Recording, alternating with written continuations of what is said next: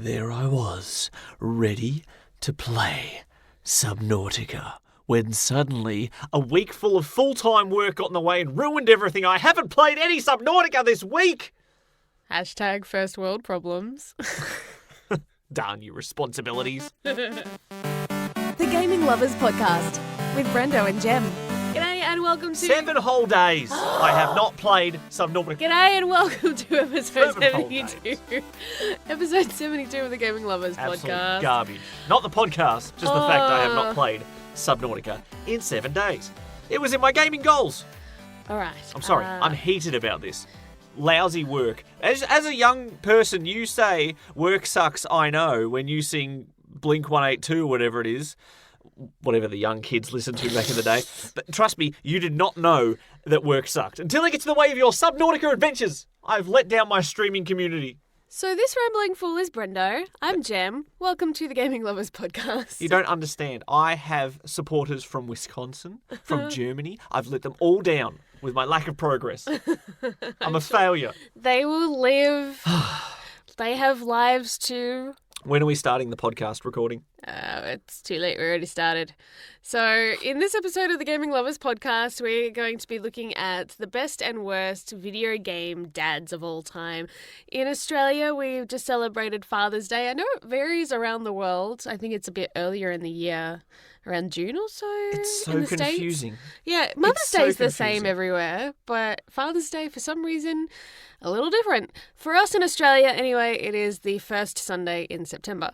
So we've been celebrating dads and we decided to take a look back at some of the best and worst of video game dads. Some pretty funny ones on this list. Yeah, it is interesting because Father's Day was like in June for America, for example. So if you are listening to this and think, oh, it's the Father's Day episode, this must be an old one. No, this is the start of September 2019, just so we're all on the same page. Ignore the fact that this is like the start of spring for us, but other countries use different... It's they fall use like now. the equinox to balance out when the seasons are and all this sort of weird stuff. Just do it from the start of a month, just like we do our schools from the start of the year. It's so much easier. And Father's Day, first Sunday of September.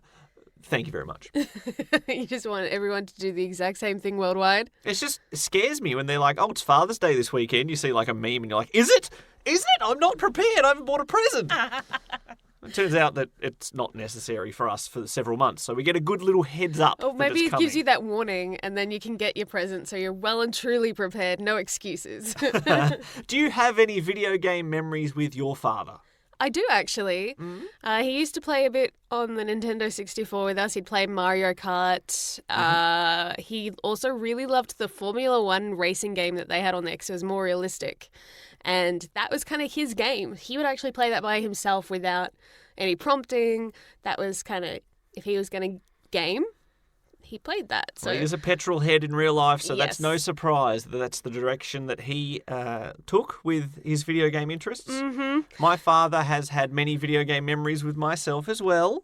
He likes all things military vehicles and he makes little models of them out of plastic parts and all that sort of fun stuff. So he loves anything that has military vehicles in it. Mm-hmm. And we also have had a great time going through the generations of first-person shooters ever since the MS-DOS days.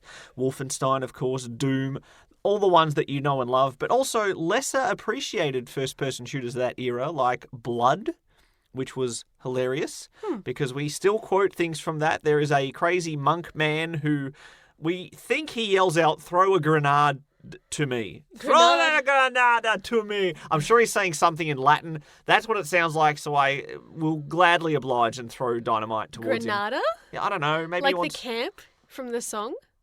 I don't know. Baja, baja, faja, faja. I don't speak monk. Here I am at Camp Granada.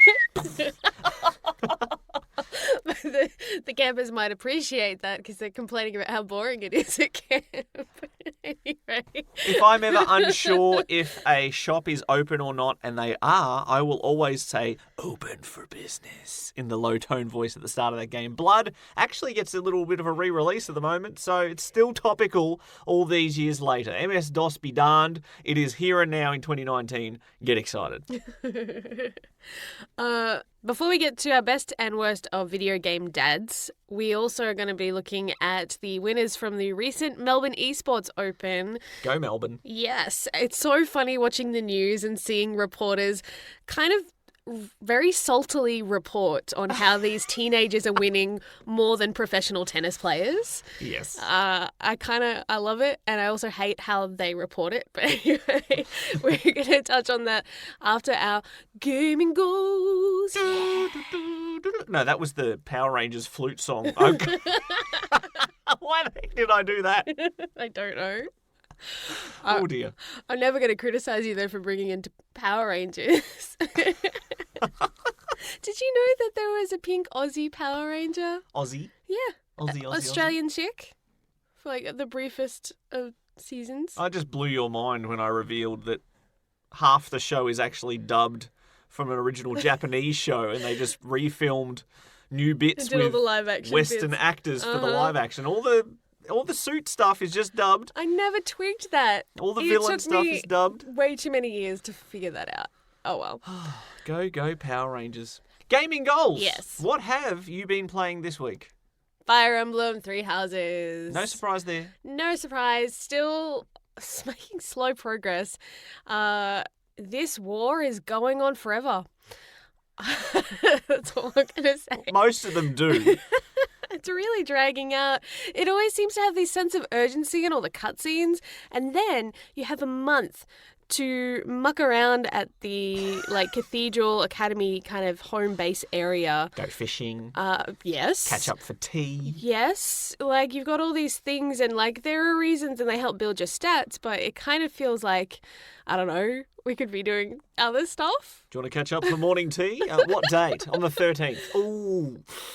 We're getting invaded on the 13th. Can you shuffle that around a little bit? Well, actually, on the afternoon, we might be free after the invasion. Yeah, it's always at the end of every month, that's when the things happen. So, if the enemy's cotton on to our strategy, we're screwed. They could get you mid-tea. I know, right? Caught napping. We're still recharging everyone's happiness rating, so could you go away? But I am having fun still. Hopefully I will be able to finish it before a certain game that I'm very excited about comes out. So That's right. As much as you like JRPGs, as soon as a new Western RPG comes along, you can lay the boots to that J and introduce the W, and that's the way Jem rolls. you make me sound very video game racist. It's actually not the only racist term I've labelled you with today. You're actually a ricist as well. I was talking food with a friend of mine today, and you pretty much like jasmine rice, and no other type of rice is good enough for you. What's the one that starts with Q? Quinoa? I can eat that. That's not a rice. Oh, well, But it's sold in those rice cups. Yeah, it's rice with quinoa. Oh. Quinoa is like the little sprouty seed things that are in it. Oh. Okay. Then, yeah, I don't really like brown rice. It doesn't cook as well. See? You are racist. No, I like because the white and jasmine is softer. The brown rice always seems to be a little harder. What about basmati, whatever it's called? I don't know if I've ever had that. Well, you will tomorrow because I'm cooking it for you. Oh, okay. Anyway, we're back off topic again. Yes, JRPGs, Western RPGs. I had to explain to someone on Twitter what they actually was the difference between Japanese RPGs and Western RPGs. The Japanese RPGs tend to be far more brutal, and as far as difficulty in combat and time management. Whew. Usually have to use a guide for those. But you are excited for Greedfall. Very, very excited for that because it just even watching the trailers of all the ones that I've seen, and I may have watched a lot, it so looks like Dragon Age Inquisition. I may be drooling a little. Dragon Age in the Caribbean, Woohoo! I assume. It's very piratey. All the customizations and the dialogue, threads and recruiting team members, all these things, I'm just so happy that someone has picked up the BioWare torch and gone, you know what, this has been dropped a little bit, let's do this, and yay, so thank you. Who actually makes it? I'm ashamed at you. You should know this. I mean, I should. don't know this, but you should. Spider Games is coming to mind. Spiders Games. Spiders. Spiders. Actual spiders made the game. I'm just kidding. I've not heard of them before. I think they made one of the early Sherlock Holmes games from about a decade ago that I played because I like that sort of investigation style game, always have, even the bad CSI games that I used to rent from the video store. But I don't know if they've done much in this style. I guess we'll have to just wait and see. Hopefully your expectations don't get set too high. Well, some of the limited gameplay early reviews that have kind of snuck out have been pretty positive. So I am optimistic. I'm like, look, even if it rates like a 7 out of 10, I'm still playing this. Yeah. There's nothing wrong with a 7 out of 10.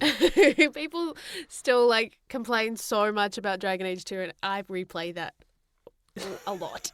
So And you want to beat Fire Emblem Three Houses before that comes out? yes. Crunch the numbers, check that release date. You have 1 week. Let's do this podcast really quickly. I need to go play. You have to hop to it. So quickly, tell us really quickly about what you've done. What have you done? Well, I've played zero blasted Subnautica. Okay, that's there you go. for You sure. haven't played anything. Let's move on. No. Oh, I have played some games this week. I have just not played Subnautica because I wanted to be in the right mindset for that, to stream it and be entertaining to a degree and not just comatose or play it for half an hour.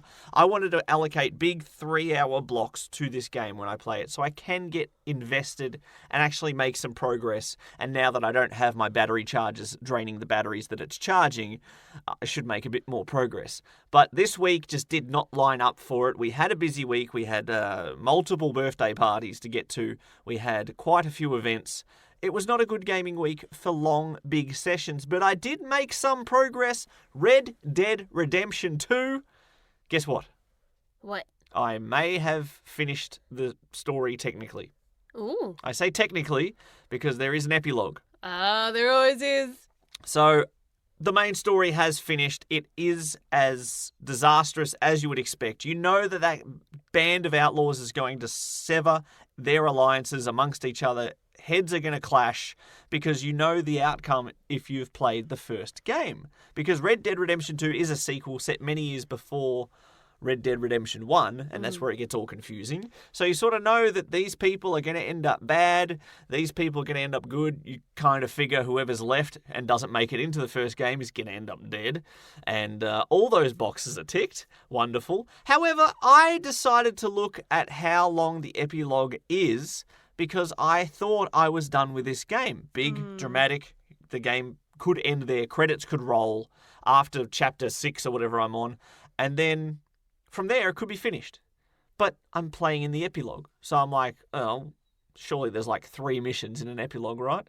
I checked a walkthrough just to see how many missions there are. There's freaking 20 missions in the epilogue. This game could be on my gaming goals for another 4 weeks at this rate. I thought I was done. Now you know how I feel. Great game, though. I had a great time with this. My only real dislike about it is the map is relatively large, and you're going all over it for your missions, your main missions. And you've got side missions, and you've got optional extras, and you've got challenges to do. And if you want to actually spend the time in this map, getting from A to B can be a bit of a drag, a little bit annoying because you're on horseback. You can fast travel between cities, but quite often you don't start off near a city and your objective isn't near a city, so that's not going to help you. You're going to ride your horse there. And in missions themselves, if you're riding for 5-6 minutes to your objective, but you have another character there and there's back and forth dialogue, that's fine. That's enjoyable, and that's good character development occurring during that dead time. But when you're just going to go to an objective marker that's out in the middle of freaking nowhere, and you're just riding your horse with not much else to do, it's a little bit boring. I would have preferred the ability to fast travel to more locations from more locations, but you don't have that option. So they were a bit of a drag. In GTA, for example, if you're going from one side of the map to another, you're going faster because, yes, cars can go the fast more than the horses can go the fast. And B, you have radio stations, you have talkback, you have 80s hits. You got all sorts of entertainment to keep you occupied on that drive in those games. Even like Final Fantasy 15, you have radio tracks, you have party banter. You don't have that in Red Dead Redemption because your horse isn't tuned to the FM spectrum. So, unfortunately, that was the only part that did make me feel like, ugh, I'm so bored. You can go cinematic camera, your horse will steer itself when it's not driving off a cliff like I've done many times. But if I cast your mind back to the Game Awards from about December last year, there was the award for Best Performance.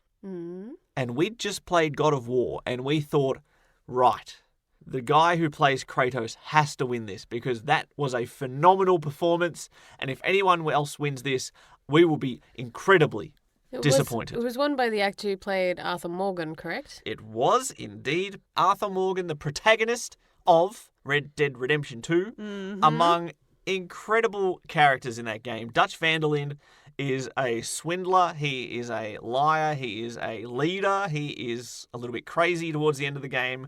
That ride of his performance alone was incredible. John Marsden is back, and I've always liked his husky voice. Sadie Adler is another character in this game, and she has that Western husky female voice as well, and she's a badass too, and that's just darn awesome. As far as the characters go in Red Dead Redemption 2, they are fantastic, but in hindsight, I was very upset that Kratos did not win. But I think the right call was made. Because Roger Clark, Arthur Morgan's voice actor, the range throughout that game, you get happy Arthur Morgan, you get angry Arthur Morgan, you get sad Arthur Morgan, you get weak Arthur Morgan, you get strong Arthur Morgan, you get tired Arthur Morgan. You have Arthur Morgan throughout this game. I've said Arthur Morgan so many times it sounds like some sort of Swedish town. Where are you from? I'm from Arthur Morgan. The ride and the adventure and the tragedy and the triumph and the twists and turns in Red Dead Redemption 2. It may be among the greatest acting I've ever seen in a video game. And I've seen my share. I've been here for the highs and lows of Resident Evil 1 and to Red Dead Redemption 2, and we have the entire spectrum. But Arthur Morgan's, the performance of the character of Arthur Morgan from Roger Clark, I was upset, but now I revoke my upsetness. Can you go back and edit that podcast and delete my upsetness from the record so nobody has to know I was upset? We did put that, I believe, an asterisk saying that we hadn't seen that. That was one of the few that we didn't know. Like, we just knew that all the others were really good. So, yeah, I think it's definitely fair to say that the voice acting and the performances given in video games have come such a long way just in the short, couple of decades, really. The whole industry itself has transformed in the way that they deliver entertainment, and I love it. It's just going from strength to strength, and hopefully it continues this upward trajectory. Here's hoping. Yeah. Now, I also have to apologise to you because every time I've spent more than 25 minutes in Red Dead Redemption 2, I have started speaking like Arthur Morgan, have addressed you as ma'am, and been basically a Wild West character in myself. So, sorry about that. I'll be back to regularly scheduled programming, Brendo, right now. Until you start playing another game that changes how you speak. You're very susceptible to the suggestion. I don't like your tone. So that has been my gaming update, except for one more thing. A freaking mobile game has infiltrated my life yet again. Yes. Pokemon Masters has launched, and look, it's my responsibility as a podcast host in the realm of video game talk to download these things, and I did. And I'm facing a similar problem to what I faced with the WWE Universe game, that it has a large roster that I want to unlock through randomized loot boxes. Yay! Thumbs up for that. Yep. Stupid thing. It is great. It's got good music. It's got good art design. I love it. The combat is a little bit like Yokai Watch's combat, which is a Pokemon-style game. It is something that I enjoyed more than Pokemon for a little while when I got a bit stale from that formula of the Pokemon DS games. So I like the sort of team management, 3-on-3 simultaneous sort of coach. You play as the coach. You tell who does what, when. And it's sort of real time, but you charge up powers. And I'm enjoying it so far. And hopefully I will not spend real money on it. So when Mario Kart Tour comes out, are you going to download that? I will, for the sake of testing it. I don't think it will work as well because I don't even like playing Mario Kart Wii with the motion controls. Give me buttons, give me a stick, give me triggers. You never know, though. Give me triggers. You never know. Anyways, that should be interesting. It's definitely gotten a bit of buzz behind it. People that don't normally talk about video games coming out soon are posting about it on social media. So, yeah, that's always interesting in my book. It's just a shame Nintendo had to sell their soul to the mobile game market to get this much buzz about Mario Kart. Hey, if it helps them fund other projects, it's not such a bad thing. That's all for my gaming goals this week. We'll set some new challenges for ourselves. Maybe you're going to try and beat Fire Emblem in a week, and we'll see how we go with that. Good luck with that. We will be back after the break talking about the Melbourne Esports Open. Yes. Much different to the Australian Open, which is also held in Melbourne. And in the same courts. Although I say that the Tennis Open tends to have a bit more prestige. It doesn't get mocked openly on national news like the Esports Open has been. So Mocked openly. Esports Open. And also talking about the good, the bad, and the ugly of video game father figures. Should be an interesting chat. After this. Share the love. Like us on Facebook at facebook.com/The Gaming Lovers. This past weekend in Melbourne, Australia, our hometown itself, host of the very hot, very summery Australian Open tennis tournament that happens in the summer months here. That same area, that same precinct of sporting greatness hosted the Melbourne Esports Open. It's been going on for months, the festival with qualifying matches.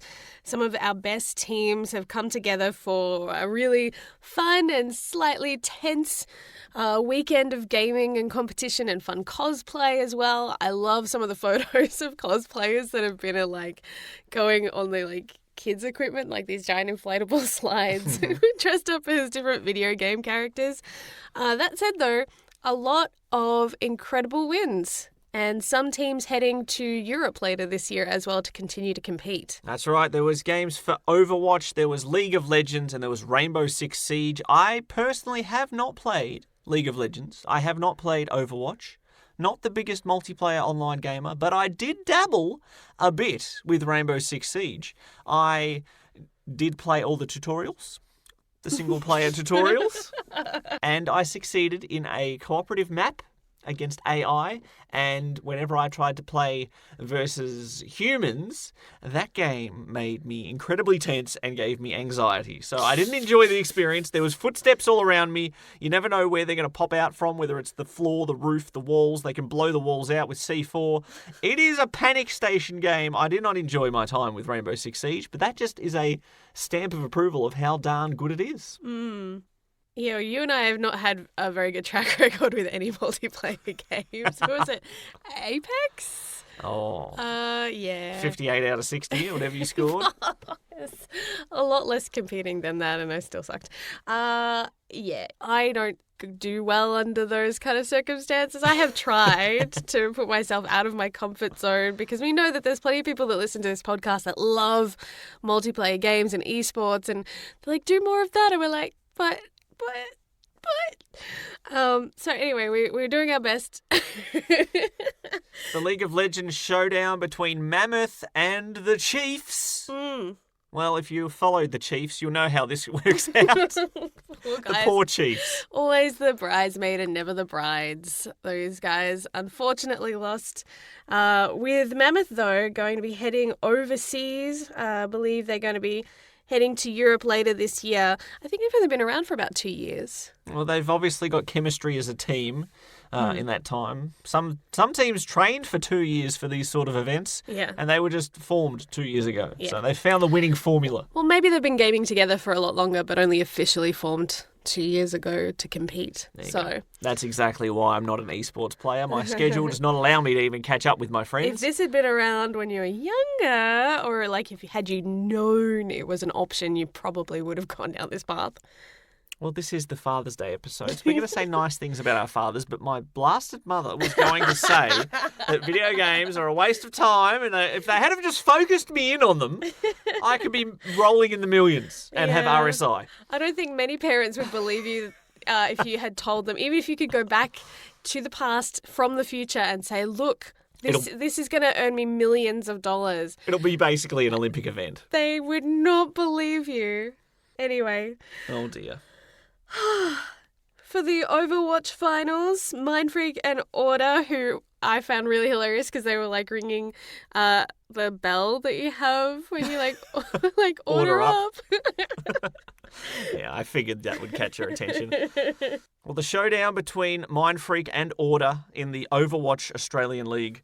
Look, the rookies did good. Mindfreak, they tried to take down the big boys, Order, and it didn't quite work that way. Order stormed them down 4-0, and that was that. Mm-hmm. At the Margaret Court Arena, it came down to August and Fnatic for the Rainbow Six battle. Mm-hmm. And that was a little more evenly spread, I think, compared to some of the other finals where it seemed like one team dominated another.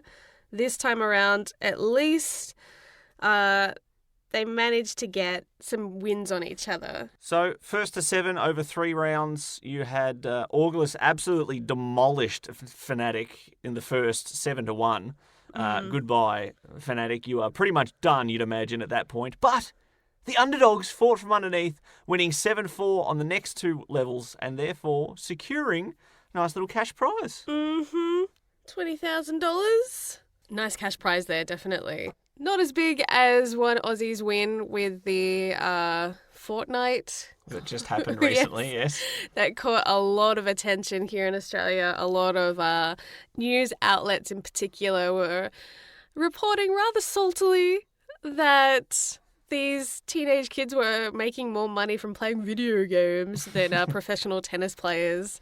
You could just hear the disdain dripping from their voices. It's not even a real sport. I wonder how long it will take, though, for it to be taken seriously as a legitimate thing. You know, to me, it's kind of on that same level as playing chess.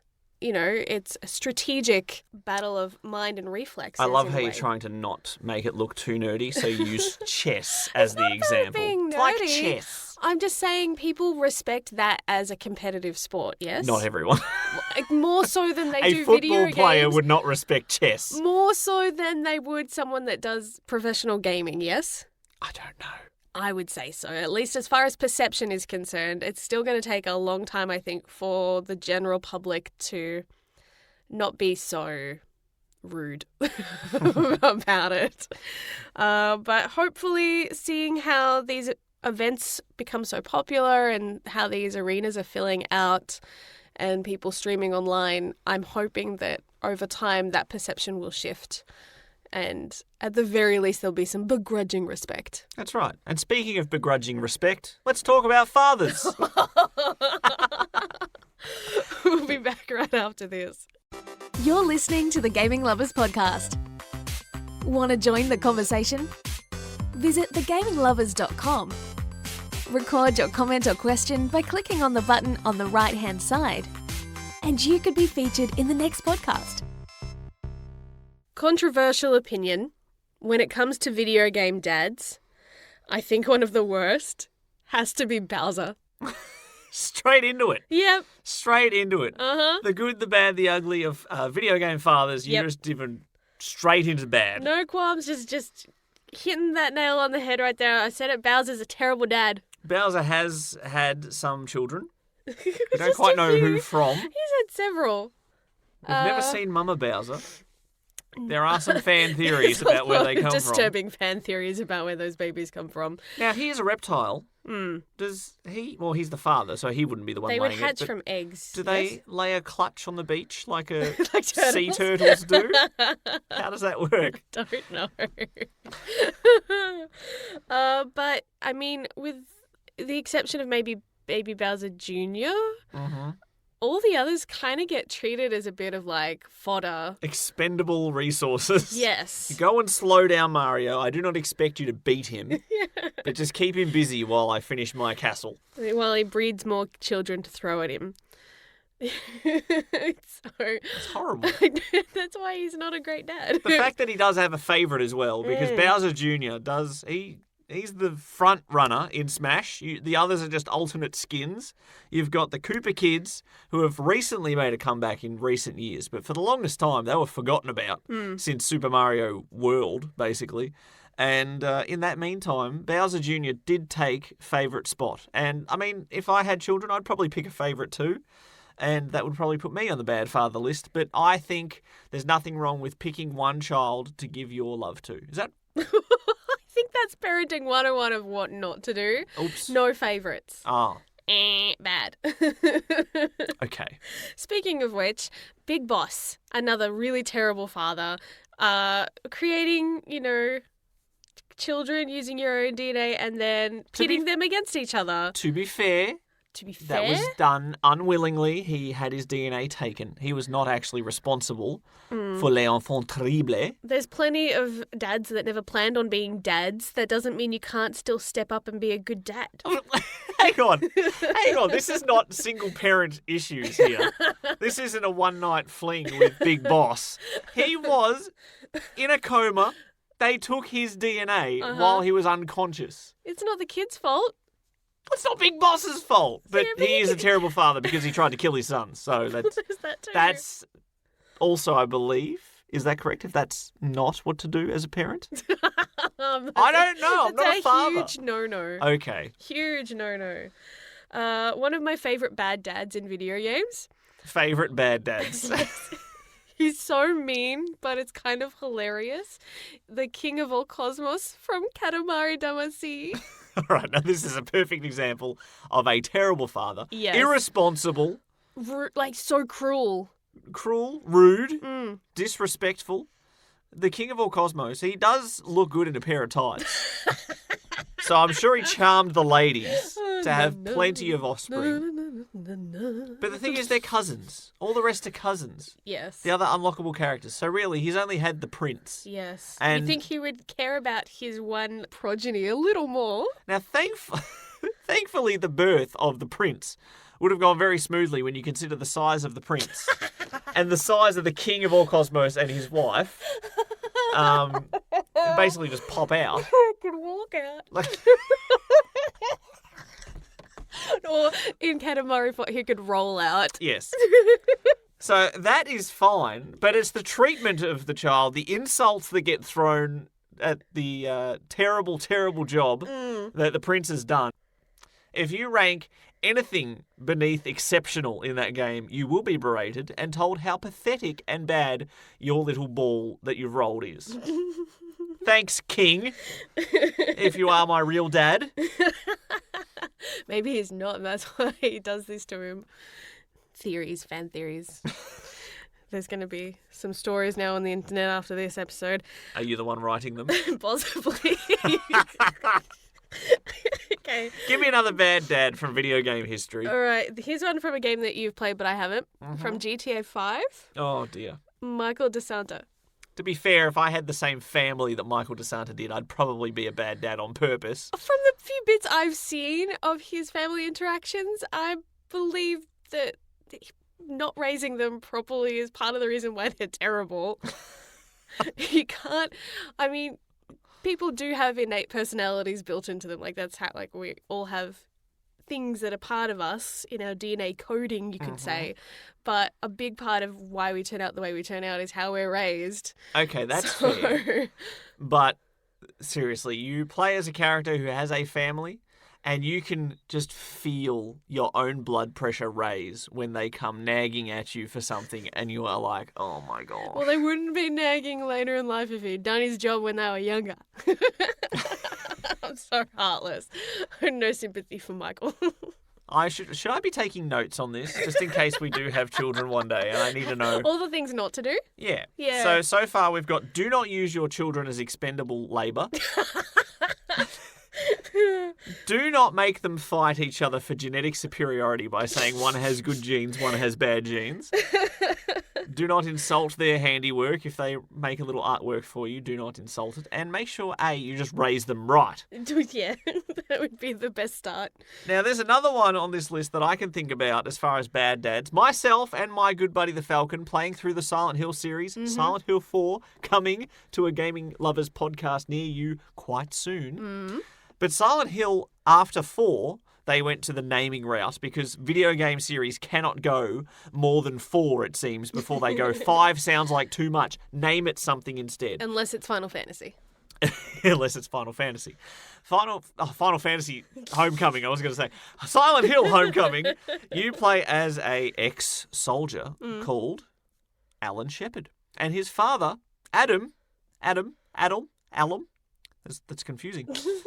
Adam Shepard is a bad father because there is a traumatic event that happens in Alan's upbringing, and it is, minor spoilers, not exactly his fault, but the father blames Alan for what happened to their family. Like, put all the blame on him, and so he has PTSD, he has guilt issues, all for things that technically he didn't do anything wrong, but he has remembered things that didn't really happen that way because his father put that burden of guilt on his son. So, cop that, Adam Shepard. You are a bad father, and you kind of get what you deserve. That's all I'm going to say. Speaking of Shepards, in Mass Effect number 2, there's Jacob Taylor's dad, Ronald. He is a bad dad. He is a bad human. Yes. But yes, he is a very bad dad. So he's a workaholic dad who then his ship goes down on like some unmarked planet, and instead of triggering, the distress beacon calling for help, he decides to use that opportunity to basically take over the ship and control all the women to use as his own personal harem, and then force all the men as his slaves. So yeah, he's a top bloke. Not. So if I'm taking notes here, do not use psychotropic fruit to control people. But how does that relate to father? Well, that's not a father thing. That's just human crime. He didn't care because he basically abandoned his real family. Like, he could have called for help and then been returned back to his family, but he was so happy being away from them and living this weird kind of sick fantasy that he basically went, who cares? Okay. And when he's then confronted by his son, he's a bit of a douche. Now, I'm playing devil's advocate a bit too much here in the bad dad department, but if I had a child with a personality of Jacob Taylor... He didn't raise Jacob Taylor. He basically wasn't around, so... Oh, that's the problem, is it? Okay. Although maybe being away from him might have done Jacob some good. I don't know. Now, you are prone to go into Dragon Age Mass Effect talk on this podcast, but I will bring up one thing. When you said Mass Effect, I thought you were going to bring up Miranda Lawson's father, who's also a bit of a derp. He's horrible too. So he created Miranda. So she doesn't even have a mum. She's like a lab baby. He breeds her to make... Was she born in a clutch of eggs on the beach? She's how does she describe it? She's made like genetically perfect, not meant to have any flaws, meant to live longer, all that kind of stuff, because he wanted to create this legacy and take over. And when she ran away, he created another one, and then she stole that child, and he went on a vengeful vendetta after that. So, well, if you want a child, you want to have a perfect child, even if you have to build it from the ground up. Am I wrong? I do understand the appeal of wanting a perfect child, but there's a bit of megalomania in there. And he kind of hits another level of crazy. So when you do finally meet the man, you understand why she hates him. Why she's got daddy issues. So I also have one more bad dad. Okay. Now that I've thought about it, round us off. we've ticked off all these things that you should not do as fathers. Yep. And I need to choose my words carefully here because I was about to Okay. use the word impregnate, and that it kind of is. Impregnate what now? Well, hang on a second. William Birkin, Okay. Resident Evil 2. He is a scientist. He makes the G virus, which is bigger, better, and improved than the T virus. Okay. Basically gets betrayed by his employer, so he injects himself with it and becomes a big mutant blob monster creature thing. Now, he also can inject people with little parasites. Why did you try to inject me then with your finger? Well, because I wanted the realism of the reaction. Those little parasites grow inside of people and then erupt out of them in a fleshy, gooey ball. Delicious. Now, whether that's impregnation or I don't know. Incubation? Yeah, incubation. Sounds a little less incestual. But his daughter is roaming around the labs and the police precinct. And because she is a very close genetic match, obviously, to the father, he knows the virus, I assume, in his big monster head, that the incubated embryo parasite thing would be a perfect fit inside of her chest. I don't know, shoulder, back. I don't know, where do you even jab them in?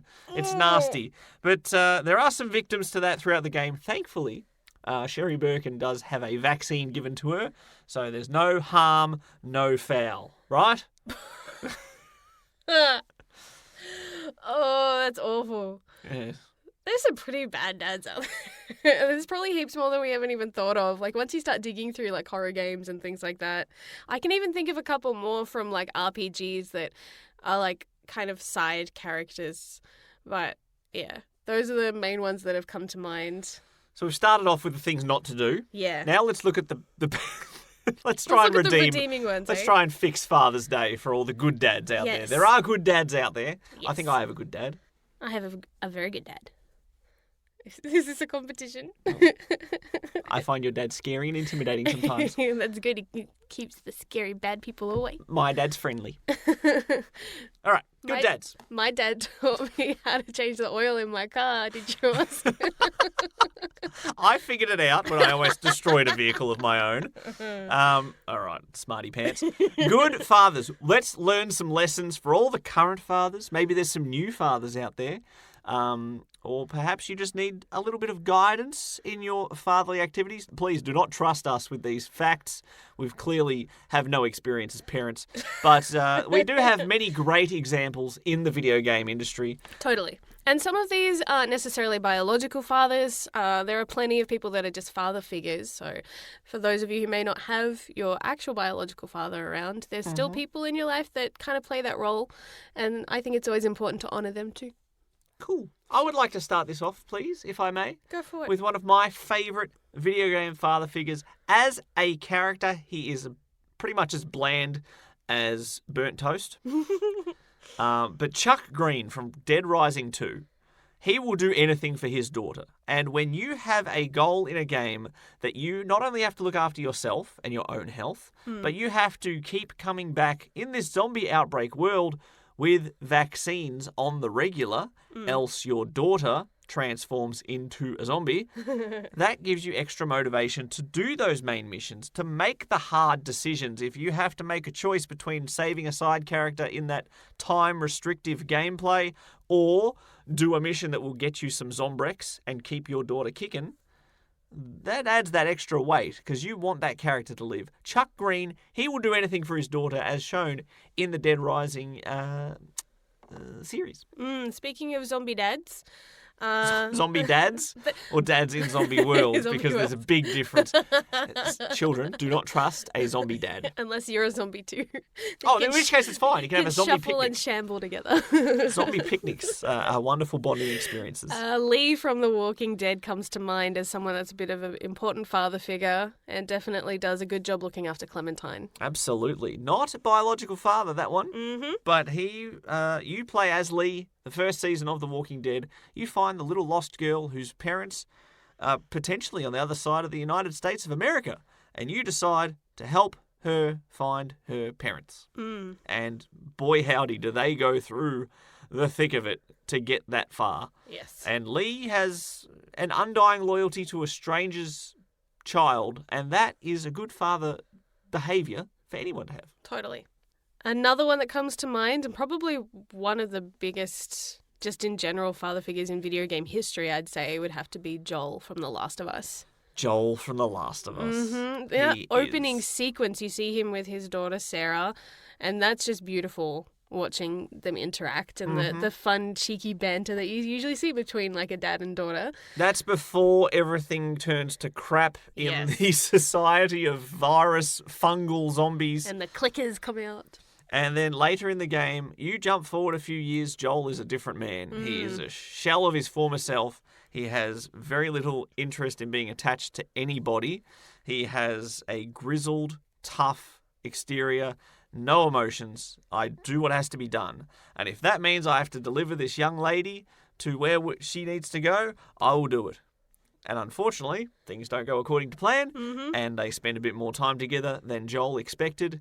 And so Joel, who does not want to experience having a daughter, you see him start to soften a little bit as you get through the game. And Ellie, well, we've got to give credit to Ellie where credit is due. She's there finding old bad joke books. She's got her eyes wide open as you find this discovery in that moment. She has your back in combat too, which helps.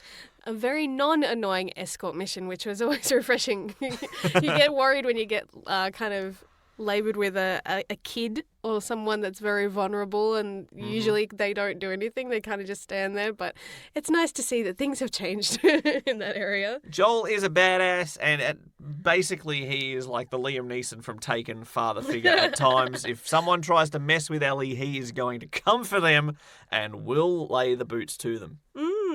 Speaking of Liam Neeson, in Fallout 3, he plays James. Your dad. father. Yes. Whatever character you create as the Vault Dweller, you get to see him holding you as a little bub and teaching you how to walk and celebrating your birthday in the vault. And It's then all he's very cute. gone, just like so many fathers out there. And then you find out It's a bit mean. what he's been up to. But yeah, he's got an interesting arc, and you know, it was one of those things I wasn't sure if they were going to ruin his character when I was first playing it. Ulterior motives. Yeah, you're like, oh, I thought he was a good dad. Are they going to make him a terrible dad? You know? What secrets are you hiding out there in the big wide wasteland, father? I will find you, and I will ask you for permission to go to my friend's house on Friday. I don't know who you are. So many Taken references. One of my favourite video game dads. Look, if you're a father out there, you don't know how much you love your children until they are kidnapped by the origami killer. Speaking of Taken. Yes. And in Heavy Rain, you play as multiple characters, but you primarily play as Ethan Mars, the father of the lost child. And the intro to that game does show some sad moments that happens to Ethan. So he's very protective over his children. And Two boys. You have the choice, however, to do whatever it takes to save your child, or perhaps you will stay within the boundaries of the law, or maybe some steps are just too far to cross morally. And in Heavy Rain, you get the choice. So it's more a reflection on you as a player. How motivated are you to save Ethan Mars' son? How much do you love your appendages? Oh. First time I played through that game, I had Ethan Mars role-played as I will do anything it takes. And I successfully did that. I felt pretty bad at some of the stuff I made poor Ethan Mars go through, but I saved the child. And so, if you failed, you're a bad father. Oh, that's horrible. My sister is a bad father because she did not save the child. Oh, no. She somehow managed to get the literal worst ending possible on her first playthrough of Heavy Rain, and I give her a standing ovation for that because it was hilarious. With the origami killer gets away. Yeah. Terrible Oh, choices no. were made in that game, but let me tell you. All right, let's move to a lighter note. One of the funniest gaming dads, I think, has to be Octodad. Octodad. Octodad. A perfectly normal human being father. Yeah. Nobody suspects a thing. It does raise more questions. Is he the biological father of his 2 human children? Because he's a perfectly normal human male. Until you look closely. What do you mean? There's someone that's haunting him throughout the game that clearly knows he's not. I just have so many questions about that. Like, how are people fooled? So, all he does is... Look, he's hard to understand sometimes. But he's a good father. You pour your child their breakfast. Mm-hmm. You try not to kick them in the face too much as you're walking past them. You make burgers for them in the backyard, and then you go on a grand adventure to be reunited with them. Family loyalty, even if you technically don't have a skeleton. It's important. So even if he isn't technically the biological father, he still cares about them. That's right. So that's what matters. But yeah, it's a very funny... head-scratching game. I've been playing Red Dead Redemption recently, and in the first Red Dead Redemption game, which is set after the second Red Dead Redemption game, still confuses me with that sort of thing. But John Marsden is the player character in Red Dead Redemption 1, and he is a side character in Red Dead Redemption 2. You see him go from a cold, distant...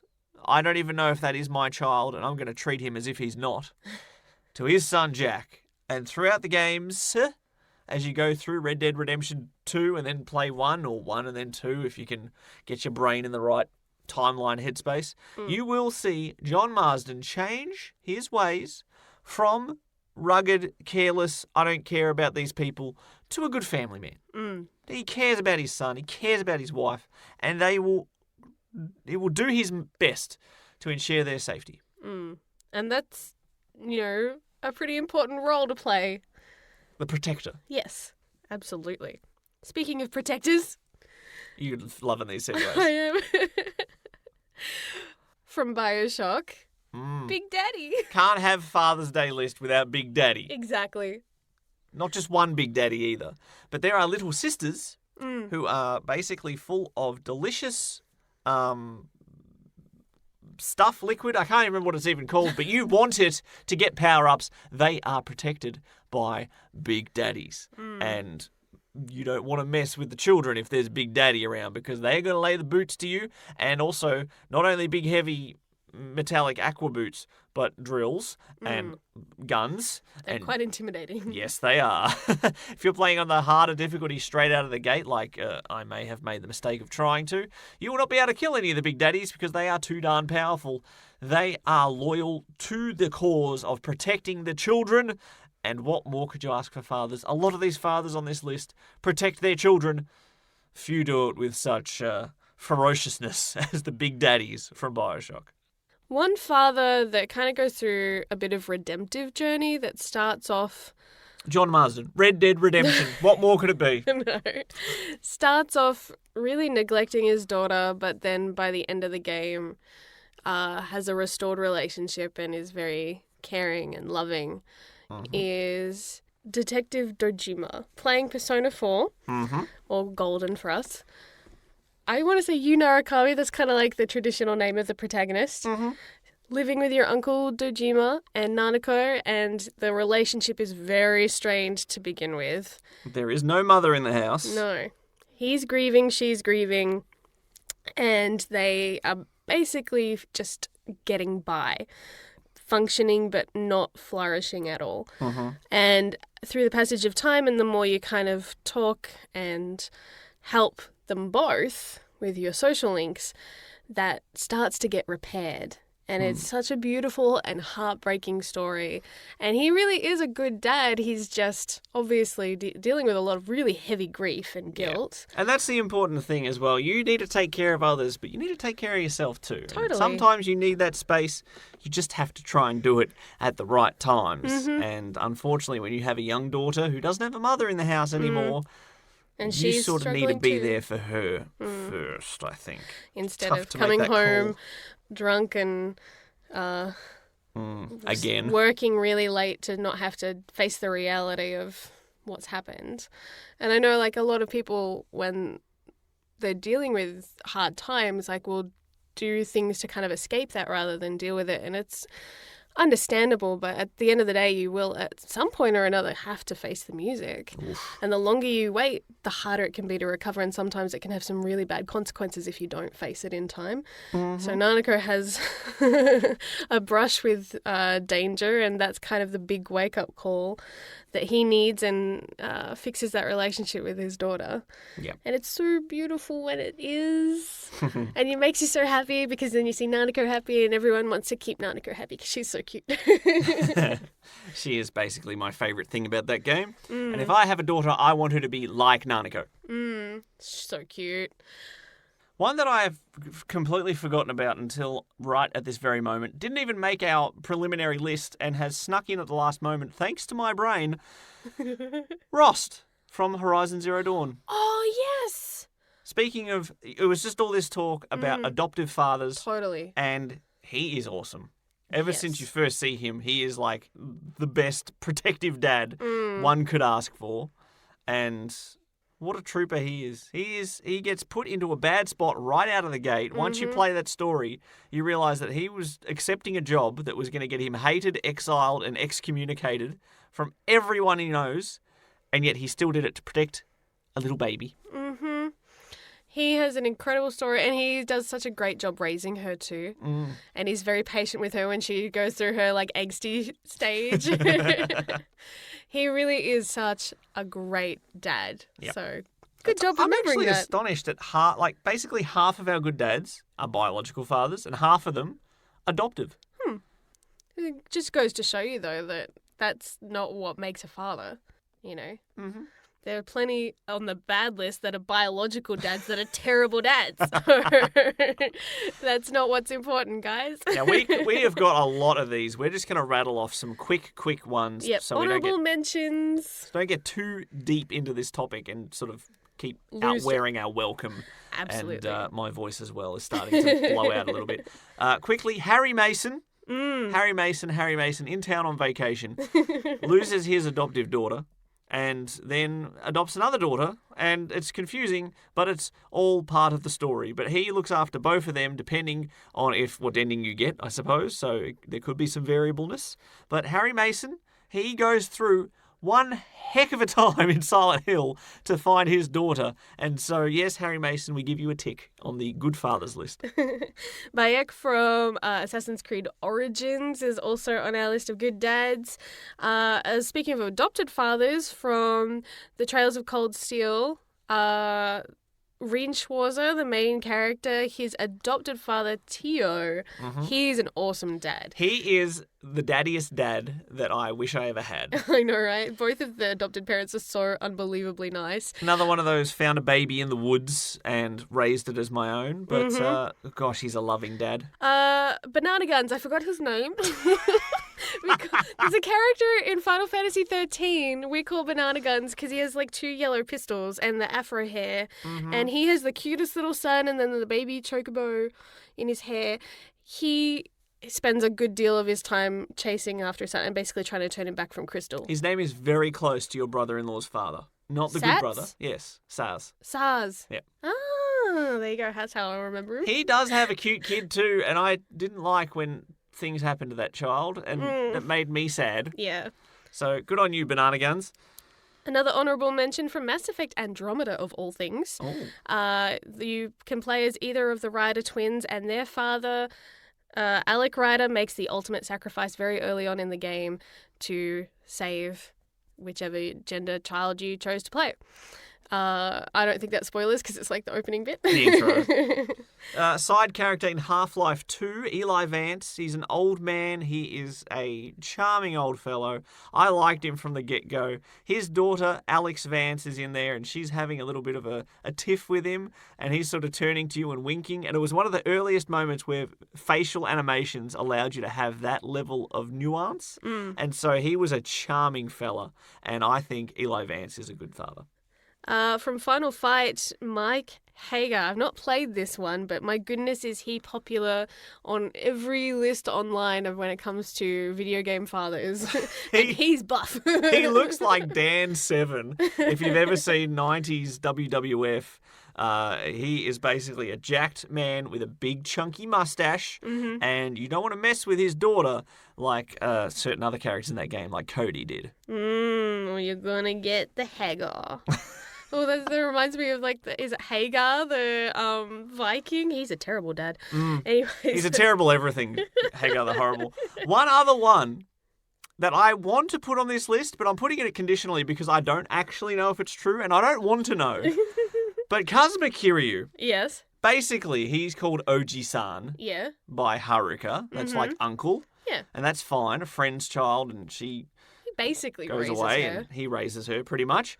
And he raises all sorts of orphans at the Sunshine Orphanage. And there are many children he looks after, but then you see screenshots of Yakuza 6. I haven't played it yet.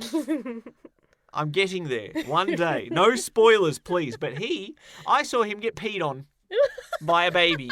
And I don't know if it's his baby or someone else's baby, or if he just finds a baby in the woods like everyone else does in this list. But I'm sure he would be a great dad because he has been a great father to all those orphans. Yes. A great Oji-san. And look, uncles are loved too, okay? Not just fathers. Well, they do play a father-type role. So in my mind, especially with Haruka, I kind of see him more playing a father role in her life than anything. Yeah. So he does a lot for her. He saves her a lot. So I'll get to that one day. Please don't tell me if it's his child or not. I don't want to know yet. I'll get to it eventually, just like I'll get to Kingdom Hearts 3. I'll get to all these other games that have been on the to-do list for so long. There are so many. There's way more than we realised when we started putting together this list. But in at number 1 for us... A unanimous agreement between the two of us during our earlier discussions. It's kind of surprising because had the most recent game in this instalment series not come out, it definitely wouldn't be on the positive side of this list. Yeah, he's done some pretty bad things. He had a very rough start of it, especially with his first family. Tragic ends. But Kratos from God of War. Dad of War. He made it. Boy. But oh my goodness, in the most recent game, that is his redemption story in a lot of ways too. Another character who does not want to bond with a child. He's been through some stuff, finds this child to be a kind of a burden, a bother. I just keep your distance, don't hug me, don't come anywhere near me. And you see him go through the grieving and the character changing that he needs. Atreus, the boy, goes through a lot of character building too. And by the end of that game, it feels like they could take on anything together because they have just And I tell you together. what, I know I'm leaning heavily into spoiler territory here, but the reveal bit, when you start to really get all that final information about all their characters and that light bulb moment, you're like, oh my goodness, this is the plan. You start feeling really protective. I think it was how it kind of triggered for me. I wanted to hug Kratos. There is a lot of ambiguity throughout the entire game. Is he Kratos' real child? Is he just adopted? Is he a stepfather? Yeah, it's hard to tell. We won't give any details because the ride of playing God of War is well worth the experience. Having questions isn't a bad thing when the game starts to fill in the blanks. But that relationship, just like so many others on this list, protective, and it does take some effort from the father and the child to bond. Totally. Communication and listening, willingness to listen a bit too. So maybe it's not so much, are you a good father? It's, are you a good child? Think about that, people. Maybe we're the problem here, not our fathers. Well, Thor's sons are pretty douchey. Yeah. Yeah. Oh, this has been fun. This has been good. And if you are not in Australia, you can, of course, listen to this episode on demand and listen to it on Father's Day. Whenever with it's your Father's father. Day for you. Well, if we've missed any that you think we should have brought up hit us up at thegaminglovers.com or on social media. Always happy to hear your thoughts. We love when people fill in the blanks that we've missed. Perhaps you have a favourite or a least favourite father figure in video games. It seems they're either really good or it was the father all along. You're the true villain. I love that narrative twist. It hasn't outworn its welcome for me. I'm your father. No! Oh, gosh. I think it's time for our closing gaming goals. I think so too. We should take care of that right after this. Share the love. Follow us on Twitter at Brendo and Jem. That's BRENDOJEM. All right, you've got 1 week until Greedfall comes out. You want to get it on launch? You have to beat Fire Emblem Three Houses. I'm setting your gaming goals this week. You need to get motivated and get that gaming butt into gear. All right. Time to go. Bye, everybody. Well, hang on. I still need to set mine as well. Now, I hope my schedule has opened up a little bit this week. Once we record this podcast, I've got free evenings coming up. And nothing to fill them with except delicious video games. I will admit I have sacrificed potential gaming time this week with some binge watching of Terrace House on Netflix and some professional wrestling. We have been watching AEW's All Out. So they're big time investments. And poor gaming did get third priority this week. That has all changed. Gaming goals will be set. Subnautica, not going to say I'm going to beat it. But I want to do at least 2 streams in the next 7 days. 2 streams. Well, at the length that you've been streaming, you always go longer than you say you will, so you might finish it. It's possible. I like to do things at my own pace in that game, so it has been a little slow. I've made some incredibly stupid mistakes, as I explained last episode, but the community has supported me. I do not want to let them down. They've been waiting for me to continue this game, and I've just been radio silent for a week. That is abysmal. I'm embarrassed. Apologies. Please be patient with me. Your patience is appreciated. Red Dead Redemption 2, though. I want to play through this whole epilogue, but I thought I was done and got myself emotionally ready to sever myself from this game. And I've had to quickly reattach it with like duct tape to try to patch it back together. I want to keep playing. And I feel like even though it's the epilogue, it's still part of the story. Yeah. There's still more to be told, and I can't leave it here. So I'm going to have to play that as well. Oh, what a hassle. Do you know how much has come out in the past couple of weeks that I want to buy? A lot. A lot. It's getting back into busy gaming season again, which is fun and thrilling, but also kind of painful. Especially like you look at the size of our backlog, and it just keeps accumulating. It's like I feel like we keep beating games, and then 5 more take its place. It's Hydra. I think it's worse than it's ever been because I'm sure growing up there was like 1 or 2 games each year that you were like, these are the must buys. The rest are all optional. Now there's stuff coming out every week where I'm like, oh, that's out already? I'm not prepared for this. Can I buy it? Should I buy it? I will buy it. I'll put it on the shelf. I'll get to it eventually. And then it's like Tokyo Mirage Sessions on the Wii U that I've still not played. And that was a generation ago, and I bought that as soon as it came out. I made a mistake. I'm sorry. Forgive me. Do you reckon I could sell it for full price now, all these years later? Probably not. Probably not. They're throwing it away in bargain bins for $10. What have I done? So are we... All right, you are itching to go and play Fire Emblem. I guess I'll be editing this podcast. And to all our listeners out there, it's like we're the parents in the relationship and you're all our video gaming children. So we thank you for being good little children. And don't worry, we're not going to pit you against each other and make you fight to the death or inject you with anything weird or... Well, you're not. Okay, so you're taking your lead from all the bad dads instead of the good ones? Well, they're the only ones I took notes for. Maybe I'll have to re-listen to this episode. Let's get out of here. There are games to play. We've got virtual places to be. Have a great week. Have a great Father's Day if you're an Aussie father, even though it's already been in the past. But have a happy Father's Week. Can we have Father's Week? It's Father's Week. Celebrate your father, even if you're not Australian. Yeah, you should always show appreciation. Yes, I was about to say show appreciation. So You've made it awkward now.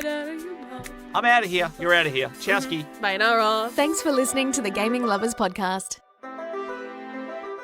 For more episodes or to watch some live stream gaming, visit thegaminglovers.com.